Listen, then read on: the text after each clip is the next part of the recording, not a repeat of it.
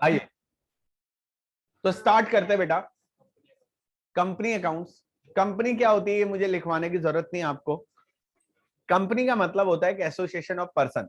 जब दो या दो से अधिक लोग आपस में मिल जाते हैं तो दैट इज कॉल्ड कंपनी, और अपने आप को रजिस्टर्ड करा लेते हैं अंडर कंपनीज एक्ट 2013, तो उनको हम कंपनी बोलते हैं। तो सर जब हमारे पास ऑलरेडी सोल प्रोप्राइटरशिप और पार्टनरशिप है तो वाई वी चूज कंपनी? फिर ऐसा क्या है, वाई दिस कोलैबोरेटिव? पेट में क्या दर्द है कंपनी का? जब है ऑलरेडी दो फॉर्म ऑफ बिजनेस हैं भाई, आप सोल प्रोप्राइटरशिप कर लो, आप पार्टनरशिप कर लो, तो फिर कंपनी क्यों? तो सर कंपनी के अपने कुछ फायदे हैं, कंपनी बनाने के अपने कुछ बेनिफिट्स हैं। तो आप सबसे पहले लिखिए फीचर्स ऑफ कंपनी। कंपनी के क्या फीचर्स हैं, आखिर कंपनी बनाने से क्या फायदे होते हैं। तो पहला फीचर है कंपनी का इनकॉर्पोरेटेड एसोसिएशन। फर्स्ट फीचर लिखो बेटा, फर्स्ट फीचर है इनकॉर्पोरेटेड एसोसिएशन। इनकॉर्पोरेटेड का मतलब क्या होता है बताओ भाई? इनकॉर्पोरेट का मतलब होता है रजिस्टर्ड, किसी चीज को किसी लॉ में ले आना, इनकॉर्पोरेट कर लेना, है ना, बोलते हैं ना। इनकॉर्पोरेशन का मतलब, इनकॉर्पोरेटेड का मतलब होता है रजिस्टर्ड, एसोसिएशन का मतलब होता है ग्रुप ऑफ पर्सन। मतलब कंपनी का सबसे पहला फीचर है कि कंपनी एक रजिस्टर्ड ग्रुप ऑफ पर्सन है, जबकि पार्टनरशिप और सोल प्रोप्राइटरशिप का कहीं रजिस्ट्रेशन नहीं होता। भाई आज की डेट में आप एक कंपनी के साथ डील कर रहे हो ना, तो आप चेक कर सकते हो वो कंपनी के फाउंडर कौन है, किन्होंने उस कंपनी को बनाया है, क्योंकि बिना रजिस्ट्रेशन के तो कंपनी बन ही नहीं सकती है। कोई कंपनी आ रही है 21 दिन में पैसा डबल करो, 21 दिन में पैसा डबल, तो जैसे 21 दिन में पैसा डबल वाली बात कहानी आई तो आपने बोला अरे मैं भी लगाता हूं, है ना। तो आप गए, तो उन्होंने बोला, आपने पूछा आपकी कंपनी का नाम क्या है, उन्होंने बोला हमारी कंपनी का नाम XYZ प्राइवेट लिमिटेड है। आप पता है वेबसाइट पे जाओगे ROC की और देखोगे क्या XYZ प्राइवेट लिमिटेड नाम की कोई कंपनी है क्या? अगर है तो सही है, उसकी सारी डिटेल आ जाएगी, इसका फाउंडर नीरव मोदी है ना विजय माल्या है ना, तो फिर तुम्हें पता चल जाएगा। फिर पैसे लगाओगे क्या 21 दिन में? नहीं तो ट्रिपल हो जाएंगे है ना। तो कहने का मतलब क्या है ना, ये एक फायदा होता है। पार्टनरशिप कहीं रजिस्टर्ड नहीं होती। मैं बोल दूं मैं सा एंड सा कंपनी का मालिक हूं, तो भाई किसको पता है। बट अगर मैं कहीं अपनी ऑनरशिप क्लेम करता हूं तो मैं वहां पे ऑनर दिखना भी चाहिए, समझ ना उसके। बट कंपनी में यही फायदा कि कंपनी रजिस्टर्ड होती है, उसकी सारी डिटेल्स निकल आती है। ठीक है, नंबर 2। नंबर सेकंड फीचर्स क्या होता है? Separate legal identity.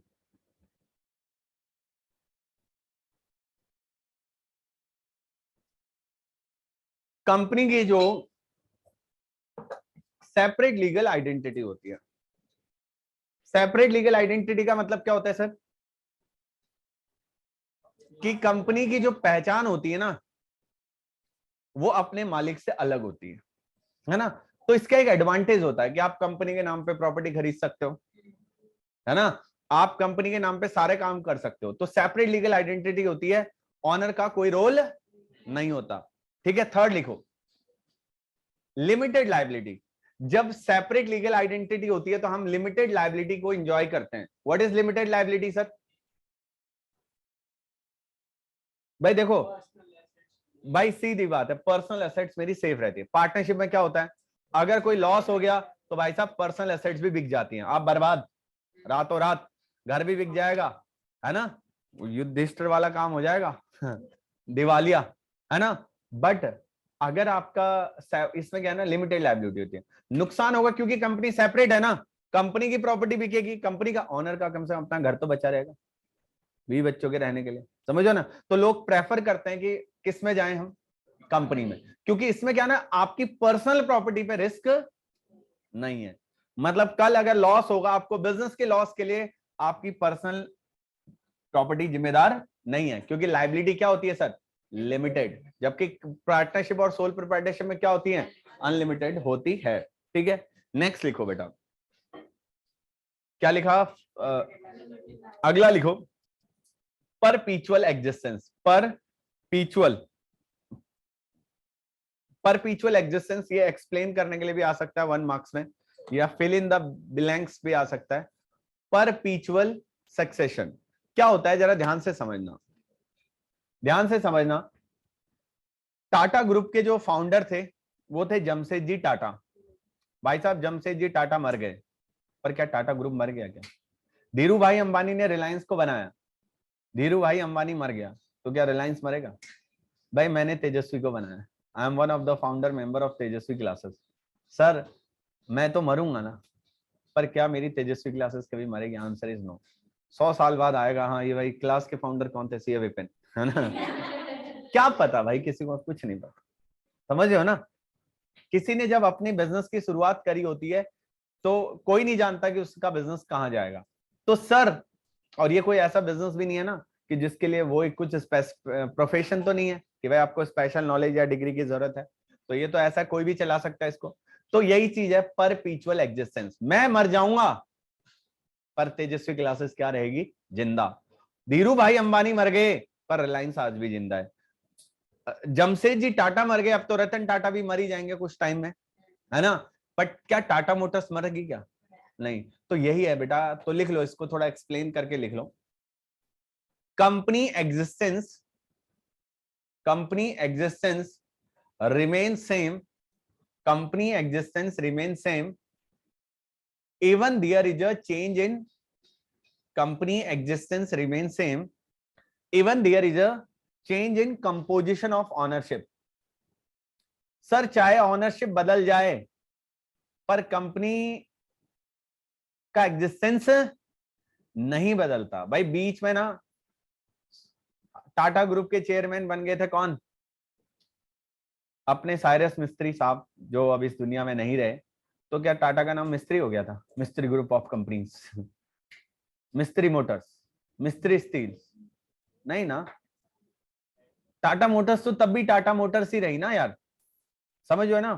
तो ये सब अपना क्या आता है सर, कंपनी के फायदे हैं। कंपनी बनाने से सबसे पहला फायदा, कंपनी एक रजिस्टर्ड होती है। नंबर 2 फायदा, कंपनी की एक सेपरेट प्रॉपर्टी होती है। नंबर 3 लिमिटेड लायबिलिटी होती है। Number 4 परपीचुअल existence. नंबर 5 लिखिए transferability, transferability of shares. Transferability of shares क्या होता है बताओ? शेयर्स को ट्रांसफर किया जा सकता है, इजीली ट्रांसफर किया जा सकता है। ट्रांसफरेबिलिटी ऑफ शेयर्स का मतलब होता है सर, एक बात बताओ, ए बी सी डी 4 लोग हैं, चारों एक फर्म में पार्टनर हैं। 25% हिस्सा ए का है, 25% हिस्सा बी का है, 25% हिस्सा सी का है, 25% हिस्सा डी का है। तो टोटल कितना हो गया? 100% हो गया ना। अब डी चाहता है ना अपना 20% ई को दे दे, क्या दे सकता है? नहीं। सर उसे पहले एबीसी से क्या करना पड़ेगा? पूछना पड़ेगा, तब जाके वो अपना शेयर किसी को बेच सकता है। ये नहीं कि उसका है तो किसी को भी बेच दे। बट बेटा कंपनी में ऐसा नहीं होता भाई, सीधी सीधी बात है, मैं अपना हिस्सा किसी को भी किसी भी टाइम क्या कर सकता हूं? बेच सकता हूं, नो प्रॉब्लम एट ऑल। तो इसी को हम क्या बोलते हैं बेटा? तो ये फायदा है ना यार। ऐसा आपको पार्टनरशिप और सोल प्रोप्राइटरशिप में ये एडवांटेज। लास्ट लिखो बेटा, लास्ट फीचर है कंपनी का कॉमन सील। कॉमन सील क्या होती है सर? हाँ मतलब कॉमन सील क्या होती है basically? It's common seal is different. देखो ध्यान से सुनना, अब तुम तो अभी इतने पढ़े लिखे भी नहीं हो अभी तो 10वीं पास हो ना तुम, यू नो, है ना? तो जब थोड़ा 11वीं पास, इसकी कोई व्यर्थ नहीं है 11वीं की, तुम 10वीं पास ही माने जाओगे, है ना? तो जब पता नहीं, आई डोंट नो 10th में होता नहीं है, बट मेरी ग्रेजुएशन की मार्कशीट और मेरी जो सीए की मार्कशीट है ना, उनमें ना एक लोगो होता है।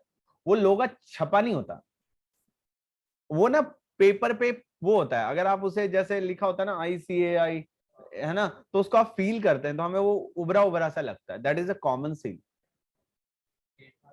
पेपर के ऊपर रबड़ स्टैम्प तो सबको पता है, बट कॉमन सील क्या होती है? अगर ये सिक्का है, सिक्के को जोर से मारूं मैं तो यहाँ पे वो एक अपना स्पेस बना देता है। तो अब देखो कंपनी एक इंसान है या नहीं, अभी तो बताया मैंने। तो जब भी इंसान होता है तो इंसान को किस चीज की जरूरत होती है सर? सिग्नेचर की। भाई आप कहीं कुछ करते हो तो आप अपने क्या करते हो? साइन करते हो नहीं करते हो? Because you are a person. तो कंपनी भी तो एक इंसान है, कंपनी का साइन कर लेगी फिर? नहीं। तो जहां जहां कंपनी को सिग्नेचर करने होते हैं वहां वहां कंपनी की क्या लगती है बेटा?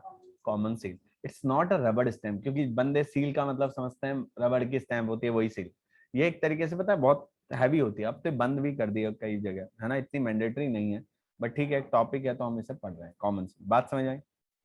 चलिए आगे बढ़ते हैं बेटा, अब अगली बात को समझते हैं। ये 5 फीचर्स आपने याद रखने हैं कंपनी के, जिसमें सबसे ज्यादा इंपॉर्टेंट है कौन सा, परपीचुअल एग्जिस्टेंस।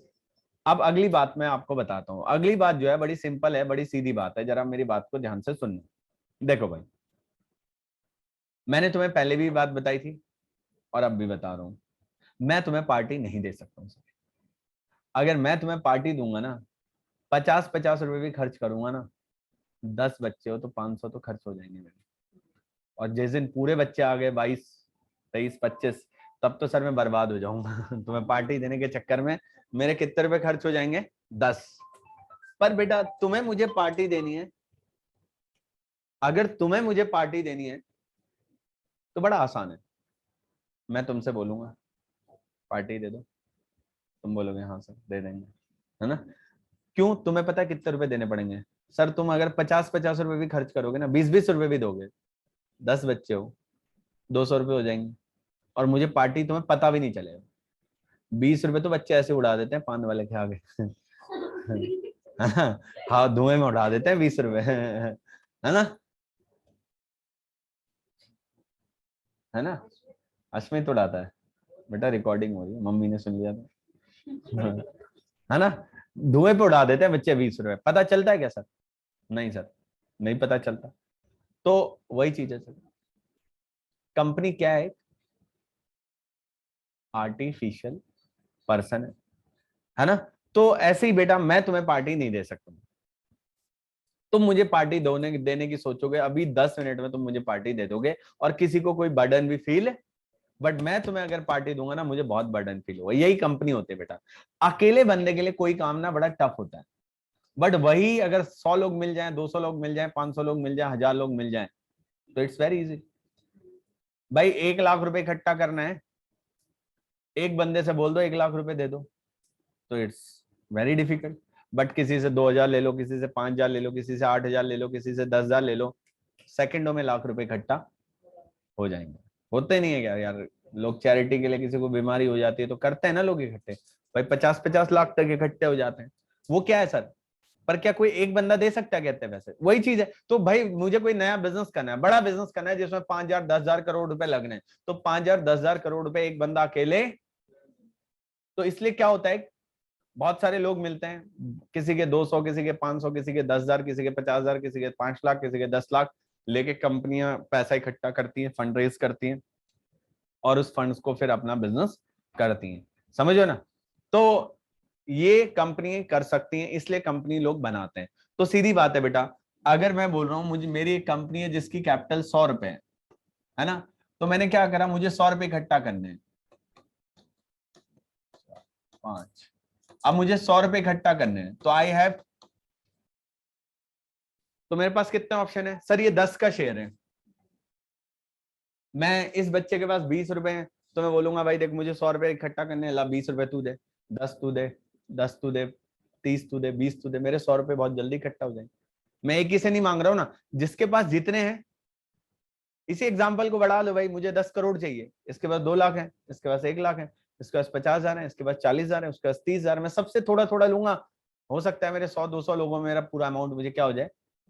तो यही चीज है, तो कंपनी यही करती है, अपनी कैपिटल को छोटे छोटे टुकड़ों में बांट देती है। शेयर, शेयर का मतलब क्या होता है, हिस्सा, कंपनी में मेरा हिस्सा, मैं बोलता हूं तुम्हारे सामने रिलायंस का मालिक खड़ा है, भाई रिलायंस के मेरे पास 20 शेयर है ना, टाटा मोटर्स का मालिक खड़ा है, 50 शेयर है मेरे पास टाटा मोटर्स के, तो उस कंपनी में मेरा एक हिस्सा है, चाहे वो 0.0000000000000000000000001% है, इतना ही होगा भाई, 50 शेयर तो इतनी कंपनी के, है ना। तो है तो ना, हिस्सा है ना भाई, ये मेरी कंपनी है, छोटी कंपनी है, 100 रुपए की कंपनी है, जिसमें कितने शेयर है सर, 10 शेयर है, और एक शेयर कितने का है, 10 का, तो टोटल कितने हो गए, 100। इस बच्चे ने बोला सर मुझे एक शेयर खरीदना है, ठीक है, तो मैंने इसको दे दिया एक शेयर, तो इससे 10 रुपए ले लिए। इस लड़की ने बोला सर मुझे 20 चाहिए, दो, मेरे को 20 रुपए मेरे पास, 2 शेयर दो मुझे, मैंने दे दिया, उसने एक मांगा, जितने मांगेगा उसको उतने दे, ठीक है। तो इसी को हम बोलते हैं बेटा शेयर, शेयर्स बोलते हैं। तो शेयर्स क्या होता है? शेयर होता है total capital of a company, total capital of a company divided into small parts, each part known as a share। Company की जो टोटल कैपिटल होती है बेटा, उस टोटल कैपिटल को हम छोटे छोटे टुकड़ों में बांट देते हैं और हर एक टुकड़े को हम क्या बोलते हैं? शेयर्स, है ना? शेयर्स बोलते हैं। ये एक शेयर्स हैं। और ये कितने टाइप के होते हैं शेयर? टाइप्स ऑफ शेयर क्या होते हैं बताओ सर? टाइप्स ऑफ शेयर जो होते हैं हमारे, वो दो टाइप के होते हैं। एक को बोलते हैं इक्विटी शेयर और दूसरे को कौन से बोलते हैं? Preference share. देखो, प्रेफरेंस शेयर्स के साथ रेट ऑफ डिविडेंड गिवन होता है। रेट ऑफ डिविडेंड क्या होता है? गिवन होता है, यानी कि फिक्स होता है कि इनको इतना मिलेगा, ये पहले से ही फिक्स होता है। जैसे अगर आपके 10% प्रेफरेंस शेयर है, मतलब इन प्रेफरेंस शेयर पे 10% का क्या मिलेगा? डिविडेंड मिलेगा। जबकि इक्विटी शेयर्स पे कोई डिविडेंड का रेट क्या नहीं होता? फिक्स नहीं होता। जो प्रेफरेंस शेयर होल्डर होता है बेटा, वो कंपनी में उनको वोटिंग राइट्स नहीं होते, एक्सेप्ट कुछ स्पेशल कंडीशन में ही उनको वोटिंग राइट्स मिलते हैं। जब आप लगातार उनको 3 साल तक डिविडेंड नहीं दे रहे हो तो उनको भी वोटिंग राइट्स मिल जाते हैं, है ना? तो बट वैसे generally, in general, preference share holder have no voting rights, और बट इक्विटी शेयर होल्डर के पास वोटिंग राइट्स होते हैं, है ना? प्रेफरेंस शेयर होल्डर का रेट ऑफ डिविडेंड फिक्स होता है, इक्विटी शेयर होल्डर का रेट ऑफ डिविडेंड कुछ भी फिक्स है। समझ रहे हैं? कोई दिक्कत, कोई शक, कोई संदेह नहीं? तो शेयर समझ में आया भाई?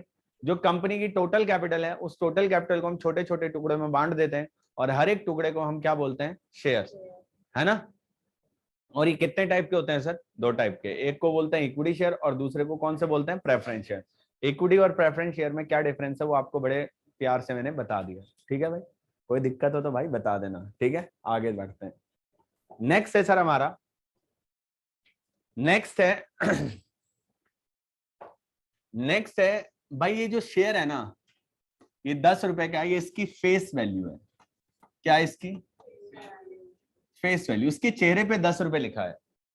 This is called face value. चेहरे पे कितना लिखा है? 10, है ना? सर जरूरी नहीं है 10 में बिके। समोसा बोलते ही फीलिंग आती है ना, कितने का होगा? 15-20, पर समोसा 100 का भी मिलता है। समझो ना भाई, सीधी बात है, हर चीज के जगह के हिसाब से पैसे बदल जाते हैं। समझ रहे हो ना? कोई वही समोसा द्वारका में 20 का हो जाता है तो पता चले उत्तम नगर में 10 का मिल रहा है, और कहीं और चले जाओ किसी स्लम एरिया में पता चले 5 का मिल रहा है। समझ रहे हो ना? मैं अभी 2 दिन पहले की बात बता रहा हूँ। एक विकास नगर जगह है, उत्तम नगर से अंदर जाता है, कभी जाना मत, क्योंकि गलती से मैं चला गया वहां, है ना?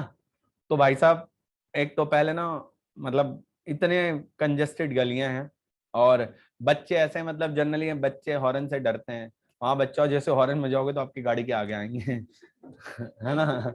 तो मतलब वो उनको लगता है अच्छा हमें बुला रहे हैं, अरे आ जाओ हमारी गाड़ी के आगे ठीक है? तो वहां पे 5 रुपए का समोसा मिल रहा था एक दुकान पे। सर आपने खाया? नहीं, मेरी गाड़ी जाम में अटकी थी, तो होता ना, मैं थोड़ा, देखो इस मामले में थोड़ा दूसरे टाइप का इंसान हूँ, बाहर ज्यादा देखता हूँ। तो दुकान थी सामने, उसने 10 रुपए दिए, बोला 2 समोसे देना। समझ गया, 5 का एक है। समझ रहे हो ना? तो कहने का मतलब, बट सर लोकेशन के पैसे बदल जाए, ऐसा नहीं कि वो घटिया बना रहा होगा भाई, वहां खर्चे नहीं होंगे ना, उसके एक्सपेंसेस नहीं होंगे, सारा गेम तो एक्सपेंसेस का है। सर मॉल में जा रहे हो तो वही शर्ट 2000 की शर्ट 20,000 में मिल जाएगी, एसी के भी तो पैसे तुमसे ही लेने हैं। और जो नीचे गार्ड खड़ा रहता है ना, भैया इधर आओ, इधर लगाओ पार्किंग, वो भी कहां से लेंगे? आपसे ही लेने हैं सर वो सारे पैसे। तो वही चीज है। तो ये शेयर कितने का है? 10 का। यही शेयर मार्केट में कितने का बिकता है? 20 का, 50 का, 100 का, 200 का, 10 का ही बिक सकता है। अब भाई मैं तो वही देखता हूँ ना भाई, घड़ियां भाई 40 लाख की घड़ी में क्या है? टाइम ही तो बता रही है।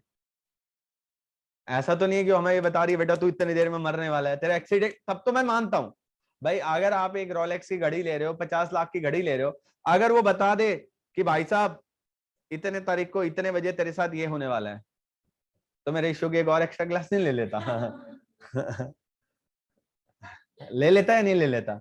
कि अगर मुझे पहले से पता होता कि भाई साहब ये बाल भारती वाले बच्चे ना तेरे ऊपर टोपी पहनाने वाले हैं तुझे, है ना, तो भाई मैं क्या करता, अरे यार ये घड़ी बस नहीं नहीं, मैं पहले ही पढ़ा लेता, एक और क्लास ले लेता, है ना।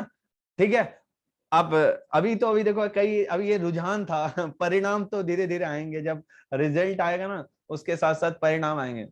मैं तो मम्मी अच्छे नंबर ले आता, तो ट्यूशन वाले सर ने सब बिगाड़ दिया, उन्होंने कुछ और पढ़ा दिया। है ना, है ना। तो बेटा ये आज की नहीं है, पुरानी, और इसके सारे, इन सारे सवालों के काट है मेरे पास। तो देख लो, तुम अगर ऐसा बोल दोगे ना भाई साहब, यहाँ से ना यहीं से पिटते पिटते घर जाओगे, है ना। तो इसलिए मिसाइल अपनी तरफ ही रखना, मेरी तरफ मोड़ने की कोशिश मत करना, ठीक है। मेरे पास बहुत सारे, बोलते हैं ना, क्या बोलते हैं उनको, एंटी मिसाइल्स हैं, ठीक है। तुम्हारी मिसाइल को मैं, है ना। तो सर बट आ तो रही है ना 40 लाख की घड़ी, नहीं, ठीक है। तो उसे क्या बोलते हैं सर? तो प्रीमियम बोलते हैं उसे, क्या बोलते हैं भाई? वो ब्रांड वैल्यू है, समझो ना। तो देखो ये 10 रुपए का शेयर है, ये मार्केट में 10 में भी बिक सकता है, इशूड एट 10 और इशूड एट 12, इशूड एट 10 और इशूड एट ₹12। तो अगर इशूड एट 10 होता है तो इसको बोलते हैं इशूड एट पार, और बेटा अगर 12 होता है, जरूरी नहीं है 12, मतलब 10 से ज्यादा, फेस वैल्यू से ज्यादा पे जाता है, तो इसे क्या बोलते हैं? Issued at premium. अगर 10 का शेयर आप 12 में इशू करते हो तो इसे क्या बोलते हैं बेटा? प्रीमियम। और 10 का शेयर 10 पे बोलते हैं तो इसे क्या बोलते हैं? पार। समझो या नहीं समझे? हाँ बेटा,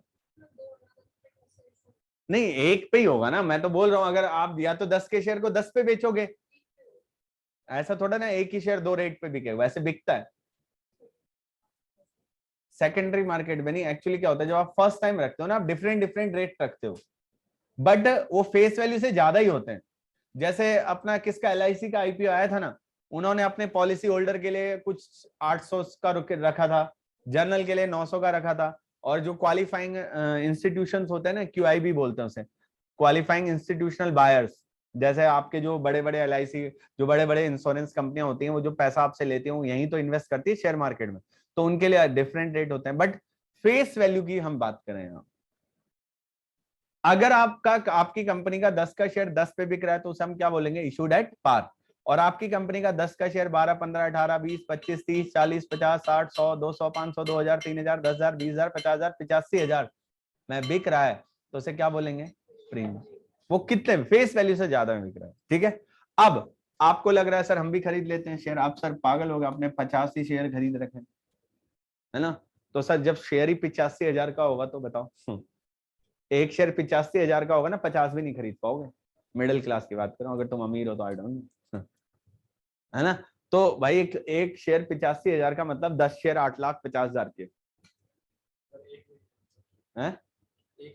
एक भी खरीद भाई, बहुत मुश्किल बात है भाई, जो 5-5 हजार के शेयर है ना, 10-10 हजार के शेयर हैं, वही नहीं खरीदे जाते यार, महीने में एक ही खरीदा जाता है, तो पता चले साल में 12 ही शेयर खरीद रहे हो, ठीक है। फिर उसके बाद भी कभी पैसे की जरूरत पड़ गई तो चलो बेचो, है ना।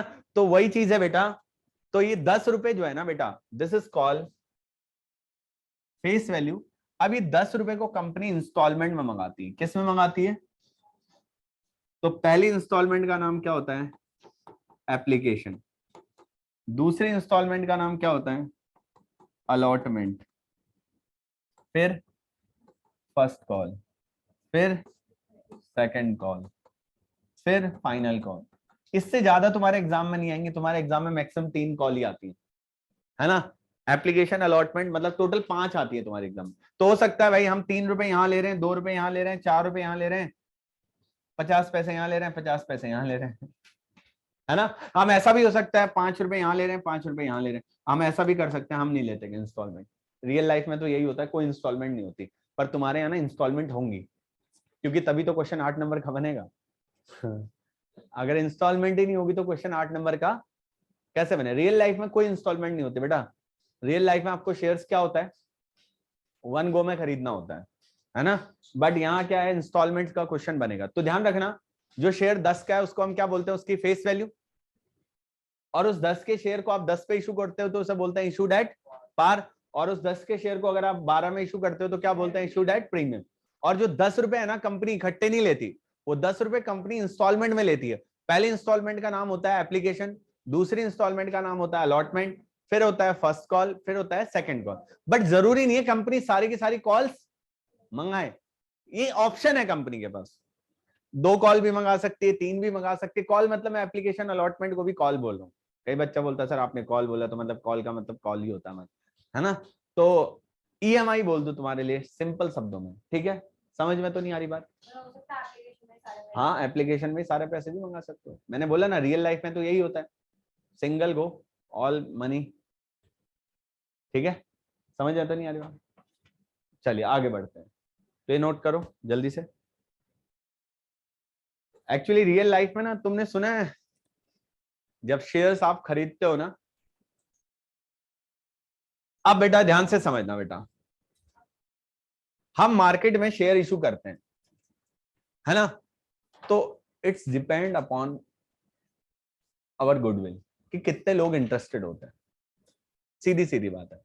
मैं एक सीधा सीधा एग्जांपल बताता हूं बेटा। जब 2019 में कोविड आया ना, तो जाहिर सी बात है सबसे ज्यादा अफेक्टेड हमारा एरिया था। और समझ रहे ना, तो उस टाइम पे ना भाई जाहिर सी बात है थोड़ा फाइनेंशियल क्राइसिस भी आ गए थे। देखो रखा हुआ पैसा ज्यादा दिन चलता नहीं है। शुरू के 4-5-10 महीने मौज करी, मतलब 20 में मार्च से लेके 21 के मार्च तक कोई दिक्कत नहीं थी, पुरानी सेविंग्स थी तो चल रहा था बढ़िया। बट एक टाइम ऐसा आया कि भाई अब फाइनेंशियल क्राइसिस आ गया, पैसे नहीं है, कोई क्लाइंट्स भी उतने, सबके बिजनेस इतने मोटे क्लाइंट भी नहीं है ना मेरे पास कि भाई लो सर 2 करोड़ लो है ना। तो सीधी सीधी बात है, दोस्त से पैसे मांग के दे भाई, एक 50,000 दियो। अच्छा भाई इंस्टीट्यूट चल रहा है? नहीं अभी तो नहीं चल रहा भाई। अच्छा अभी और, अच्छा ठीक है बाद में बात करता हूँ। लोग पैसे भी नहीं देते थे, 10-20-50,000 रुपए भी आपके दोस्त आपको नहीं देते थे। क्यों? क्योंकि उनको पता था भाई साहब, क्या पता इसका धंधा ना चले तो वापस नहीं मिले तो। अब चल रहा, अब चलता है, अब किसी से मांग के देख लो, रिश्तेदार भी दे देंगे। 20 चाहिए बेटा, 20 क्यों ले रहा है, 30 ले दे दियो, अंकल तो हो तेरा। तो सर इट्स डिपेंड। तो ऐसे कंपनी के ऊपर भी होता है। कंपनी बहुत रेपुटेटेड होती है ना, हर कोई अपने पैसे वहां क्या करना चाहता है, लगाना चाहता है। और कंपनी थोड़ा मीडियोकर होती है तो चलो कुछ लोग रिस्क ले लेते हैं। और सर अगर कंपनी स्ट्रगलिंग हो ना, स्टार्टअप हो, लोग विश्वास नहीं करते, फिर तो बड़े लोग ही करते हैं जो लगा के भूल जाते हैं, अच्छा ठीक है लग गया। तो सर यही चीज होती है। अगर आपकी कंपनी बहुत अच्छी है तो हर कोई आपकी कंपनी के शेयर्स खरीदना चाहेगा, और अगर आपकी कंपनी मीडियोकर है तो ठीक ठाक लोग खरीदना चाहेंगे। और अगर आपकी कंपनी बिल्कुल घटिया है तो शायद आप जितने शेयर बेचना चाह रहे हो वो भी ना बिके आपके, है ना। तो मैं मार्केट में कितने शेयर इशू कर रहा हूं बेटा, 10,000 शेयर इशू कर रहा हूं।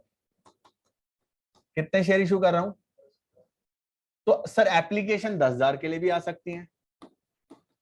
एप्लीकेशन कितने के लिए आ सकती हैं? 10। एप्लीकेशन कितने के लिए आ सकती हैं?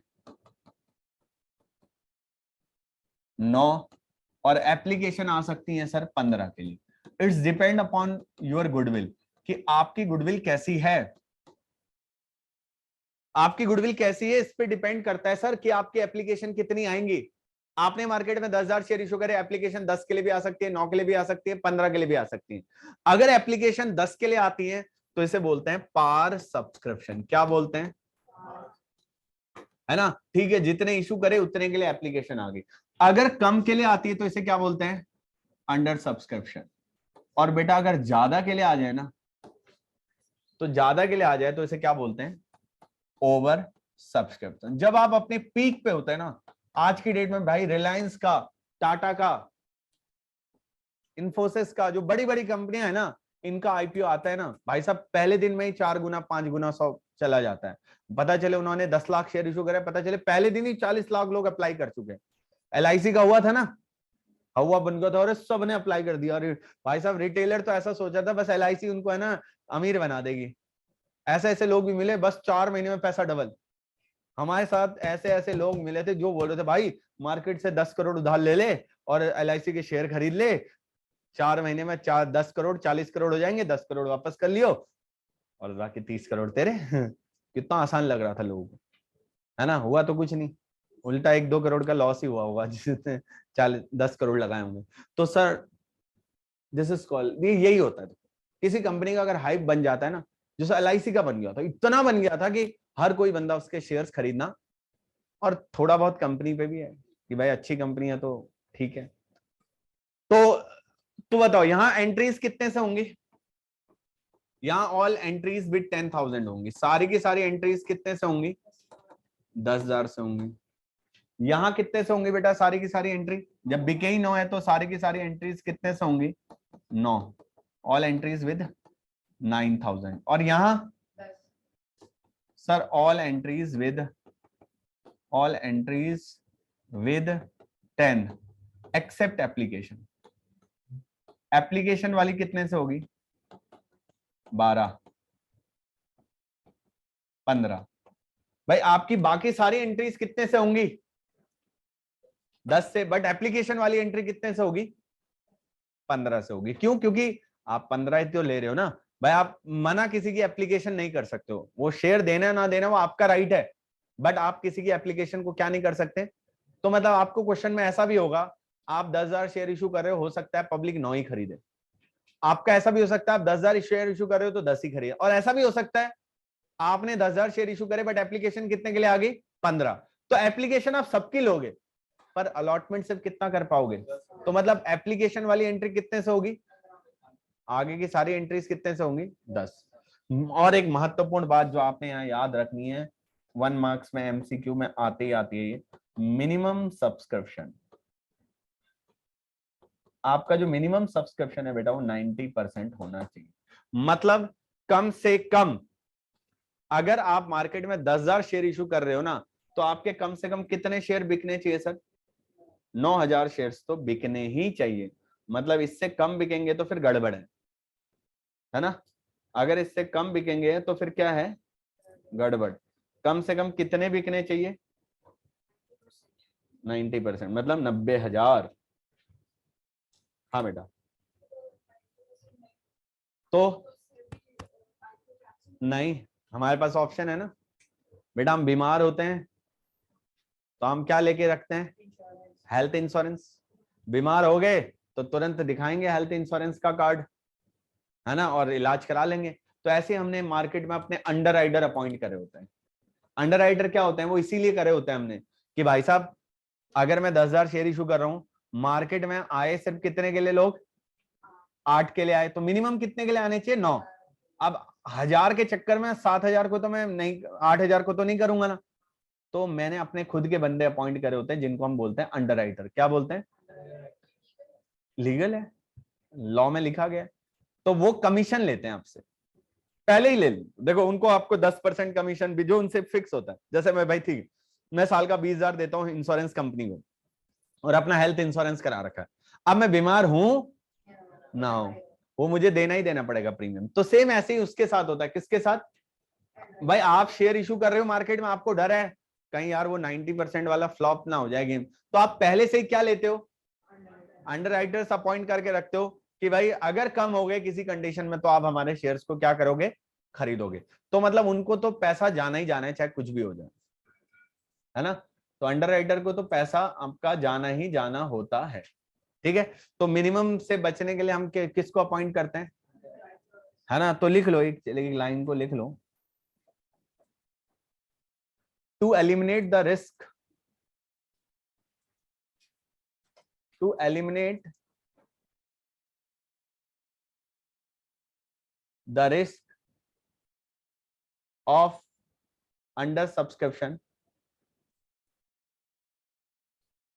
company appoint underwriters। कंपनी कौन क्या अपॉइंट करके रखती है बेटा? अंडरराइटर्स को अपॉइंट करती है। ब्लर हो रही है ना, टू अपॉइंट अंडरराइटर्स है ना, who charge commission for it, जो इसके लिए क्या चार्ज करते हैं बेटा, कमीशन। आगे पॉइंट आएगा कि हम अंडरराइटर को ये कमीशन दे रहे हैं, अंडरराइटर को कमीशन देते हैं, क्योंकि रिस्क है ना सर। मैंने 8,000 के चक्कर में, मैं 1,000 के चक्कर में 8,000 को नहीं गवा सकता हूँ। मेरे 8,000 शेयर बिक गए हैं और उनका पैसा भी मेरे पास आ गया। अब मिनिमम 9 बिकना चाहिए, बट 1,000 शेयर्स का जो शॉर्टफॉल है उसको हम करते हैं जस्ट। ठीक है, कोई दिक्कत, कोई शक, कोई संदेह? ठीक है, चलो मिलते हैं फिर आपसे नेक्स्ट क्लास में। ठीक है, हाँ बेटा, पढ़ाई लिखाई कर लो बेटा।